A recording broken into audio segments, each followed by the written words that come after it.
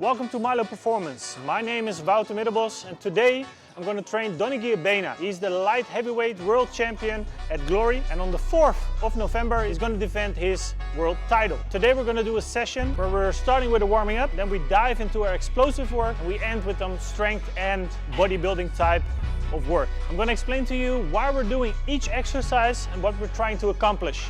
Let's go.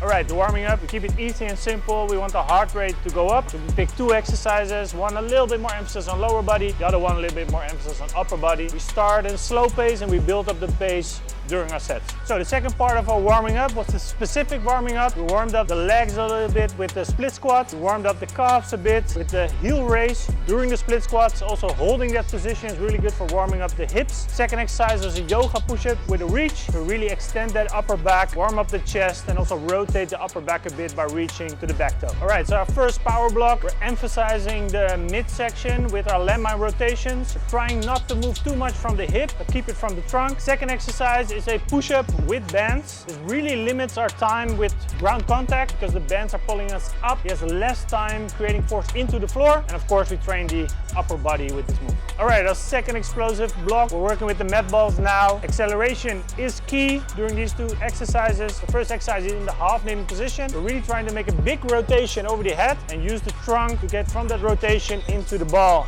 on the floor. Second exercise, we lock the hip, we lock the trunk and really rotate from the shoulder and accelerate the ball as much as we can. By the way, the reason we're locking the lower body is that it enforces him to create more rotation and more power from the trunk. And in this training, that's something we want to emphasize. So it's not always that you want an athlete to perform at their best, like they have all their means, but sometimes you want to limit them to force them to create more force in a certain body part, something they can't do during their sport-specific training. Okay, we're doing one strength block in this session, moving towards his fight date. We're not doing a lot of maximal, sub-maximal strength work. We're actually really focusing on what we did before, explosive work, speed work. But we still need to train it to keep the strength high enough. So today we're doing two traditional exercises. We're going to do 4 working sets of 3 reps.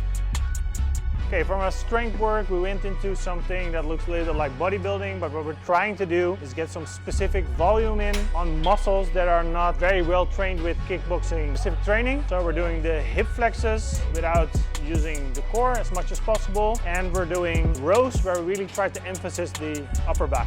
Alright, that is done. Box is checked off. We're going into our last phase of the training. We're doing sprints, very short intervals, really focus on that first energy system.